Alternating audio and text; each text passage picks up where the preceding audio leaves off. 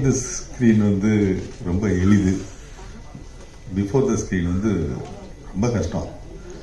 ஆனால் ஷெரீஃப் அவர்களும் பாலாஜி டிஓபி அவர்களும் வந்து கதை சொல்லும்போது அந்த கதை ரொம்ப எனக்கு மனதுக்கு ரொம்ப பிடிச்சிருந்துச்சு. அதில் முக்கியமாக அர்ச்சனா அவர்கள் தேசிய அவார்டு வாங்கினவங்க, அவங்க தான் நடிக்கிறாங்க. அப்படிங்கும்போது எனக்கு கொஞ்சம் பதஷ்டமாக இருந்தது. ஆனால் அதெல்லாம் மீறி அந்த செட்டில் அவங்களோட நான் 2 பேரும், அது கெமிஸ்ட்ரின்னு சொல்லுவாங்களே, அது வந்ததுக்கு காரணம், ஒழுங்குதற்கு காரணம் அர்ச்சனாமாவும் ஷெரீஃப் அவர்களும், மற்ற எல்லா பேரும் தான் காரணம். அது என்னன்னு சொல்கிறதுக்கு இல்லை. முக்கியமாக நான் சொல்ல விரும்புகிறது, இந்த தயாரிப்பாளர் ஜெய்கிரண் அவர்கள், அவங்க வந்து ரணம் அப்படிங்கிற ஒரு படத்தை எடுத்தவர் தான் ஷெரீஃப் அவர்கள். அதுக்கு மாறுபட்டு இந்த கதை, அது வேற ஒரு ஜானர்னா இது ஒரு வேற ஒரு ஜானர். அந்த கதையை ஆரம்பித்த கொஞ்ச நேரத்திலே அவர் வந்து ஓகே சொல்லி இந்த படத்தை ஸ்டார்ட் பண்ணாங்க.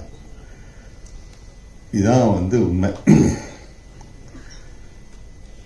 இதில் ரொம்ப எனக்கு இந்த ப்ராஜெக்டுக்குள்ள ரொம்ப நுழையறதுக்கு மிக முக்கியமான காரணம் கதை. இந்த டைரக்டர் அப்படி அதை மீறி பாலா கதாநாயகனாக அறிமுகமாகும்போது எனக்கு ரொம்ப ரொம்ப திருப்தியாக இருந்துச்சு, ரொம்ப ரொம்ப ரொம்ப சந்தோஷமாக இருந்துச்சு. அந்த தைரியம் தான் நான் வந்து இந்த படத்தை ரொம்ப எனக்கு வந்து உற்சாகத்தையும் உத்வேகத்தையும் கொடுத்த படம் விஷயம். அது பாலா வந்து அவருடைய சேவைகள் வந்து இந்த உலகத்துக்கே தெரியும். அப்போவே அவர் ஹீரோ ஆயிட்டாரு. இப்போ இந்த படம் மூலமாக ஒரு சூப்பர் ஹீரோவா ரியல் மிகப்பெரிய உயரத்துக்கு போவார்.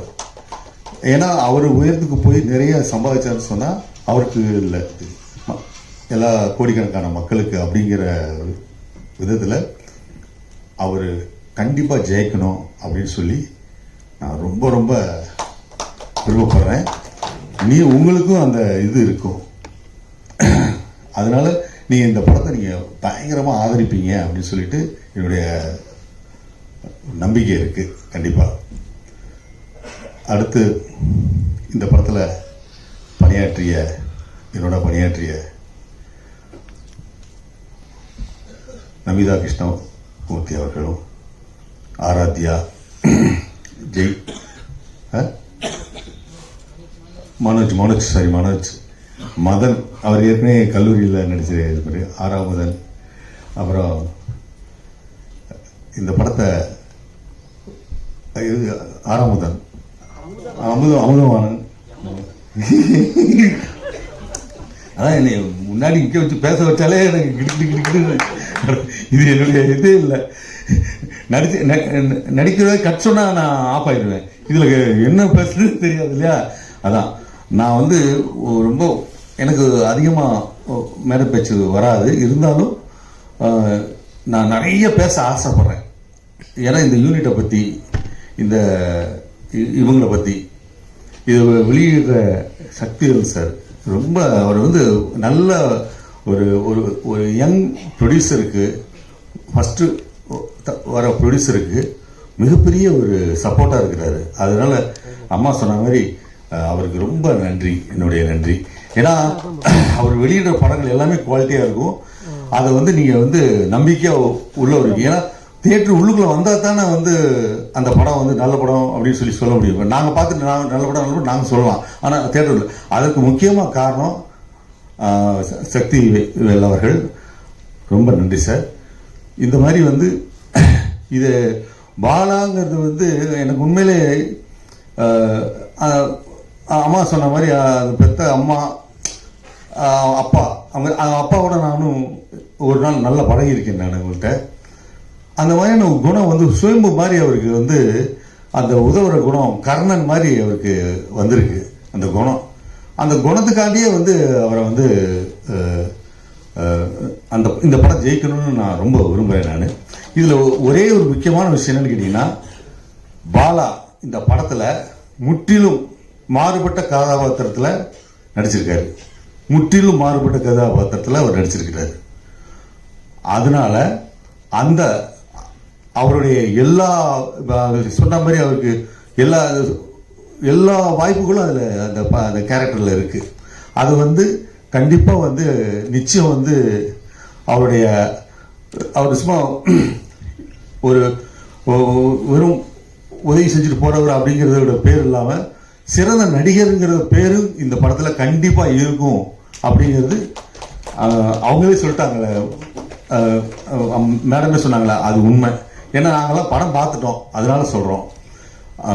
இந்த காந்தி கண்ணாடி படம் எல்லா இதுக்கும் லெவலுக்கும் நீங்கள் தான் கொண்டு போகணும் அப்படிங்கிறத நான் உங்களை மன்றாடி கேட்டுக்கிறேன். நான் மற்றபடி இந்த படத்தில் எல்லாருமே, அதாவது என்ன கேட்டிங்கன்னா, இபி உதயகுமார் பாலாஜி, இந்த இவங்க எல்லாருமே இப்போ, ஏன்னா அம்மா சொல்லிட்டாங்க, இது எல்லாரும் எனக்கு முன்னாடி சொல்லிட்டாங்க, நான் இதெல்லாம் சொல்லலான்னு இருந்தேன். நான் அது சொல்லணுமே இப்போ பாசிட்டிவ் வந்துச்சு எனக்கு. அதனால் இதெல்லாம் உண்மை அது. ஆனால் ஒரே ஒரு விஷயம் சொல்கிறேன். நான் இந்த யூனிட்டில் நான் வந்து பணியாற்றி இருக்கும்போது என்ன எடுக்கணுமோ அந்த ஷெரீப் அவர்கள் வந்து கரெக்டாக பிளான் பண்ணி எந்த வேஸ்டேஜ் இல்லாமல் கனக்கச்சிதமாக குறுகிய நாளில் இவ்வளோ குவாலிட்டியோட அந்த குரூப் இருந்திருக்கு. அவங்க வந்து அப்படி வந்து டெடிக்கேட்டடாக பண்ணியிருக்காங்க. அதாவது காலையிலேருந்து ஷூட்டிங் ஆரம்பித்தாங்கன்னா ஒரு மழை பெஞ்சுனாலும் அது பண்ண மாட்டாங்க.